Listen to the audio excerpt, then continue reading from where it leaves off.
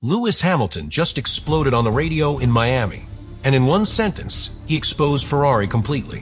Are we racing each other, or are we racing them? That's not emotion. That's a 7-time world champion realizing his own team is costing him the race. Because while Ferrari brought 11 upgrades, the biggest package on the grid, they finished 6th and 7th, losing crucial seconds fighting themselves instead of chasing the win. And here's the part no one can ignore. This isn't the first time. Same track, same tension, same mistake, which means this isn't just a bad call. It's Ferrari's real problem, exposed in real time. At first, it didn't sound like anger. It sounded controlled, measured, almost calm, and that's what made it more serious. Because Hamilton wasn't shouting, he wasn't panicking, he was pointing something out in real time, a problem he could see clearly from inside the car. He's behind Leclerc, faster, closing the gap, feeling the car underneath him, knowing there's an opportunity. And in that moment, every top team does the same thing. They decide, immediately, no hesitation, no confusion, because those seconds decide races. But Ferrari didn't react. Not quickly, not clearly. And that's where everything starts to fall apart. Because while Hamilton is waiting, the race is moving. The gaps ahead are changing. Opportunities are disappearing. And he knows it. You can hear it in the tone. Not emotional, not chaotic, precise. Like a driver who understands exactly what's being lost second by second. And here's what makes that moment even bigger. Because this wasn't happening at the back. This was happening in the fight that mattered. Ferrari was still within reach of the top positions. Still in a window where strategy could change everything. But instead of attacking that moment, they got stuck managing themselves. Now connect that with the bigger picture. Ferrari came into Miami with 11 upgrades, the biggest package on the entire grid. A team that was supposed to reset the championship. A team that was supposed to take a step forward. And yet, in the most critical moment of the race, they hesitate. That contrast is the real story. Because having speed is one thing. Knowing what to do with it is everything. And in that moment, Hamilton realized something. Something he couldn't ignore. Something he had to say out loud. Because it wasn't just costing him time. It was costing Ferrari the race. And this is where that single message becomes something much bigger. Because it didn't just reveal frustration. It revealed a breakdown. Not in speed. Not in talent. In structure. Because while Hamilton is asking that question, something else is happening at the same time. Mercedes is executing perfectly. McLaren is reacting instantly. And Ferrari is still deciding. That's the gap. Not on track. In the decision-making. Now think about what Hamilton is actually feeling in that moment. He knows he's faster. He knows the tires are in the right window. He knows there's a chance to go forward. And he also knows that chance has a time limit. Because in Formula One, opportunities don't wait. They disappear. And every lap behind Leclerc is a lap lost to the cars ahead. That's why his message matters so much. Because it wasn't just about passing his teammate. It was about timing. And Ferrari missed it. But here's where it becomes even more serious. Because this exact situation has already happened before.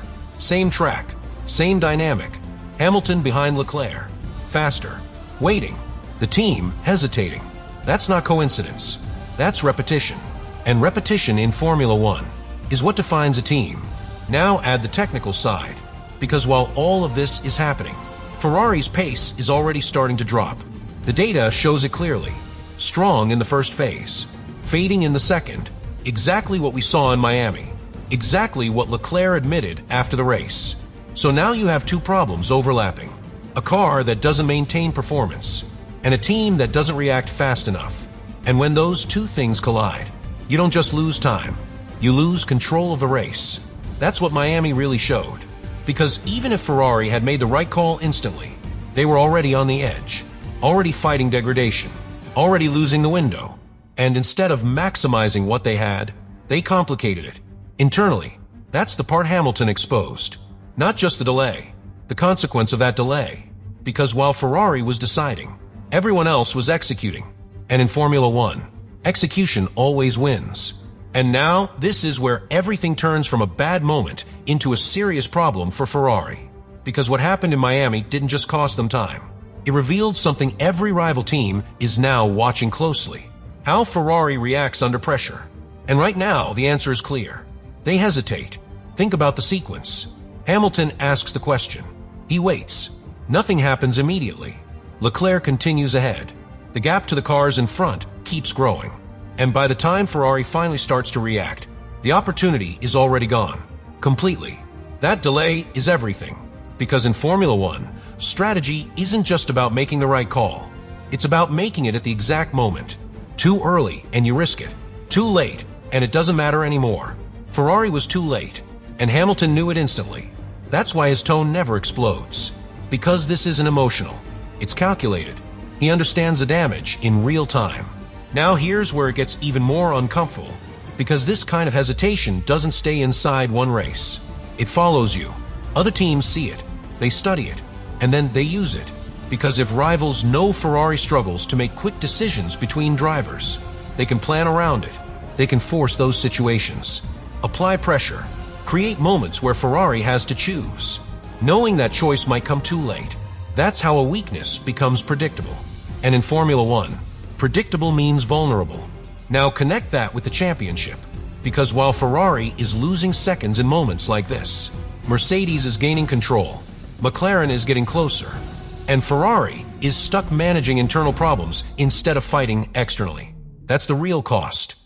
Not just positions, not just points, momentum.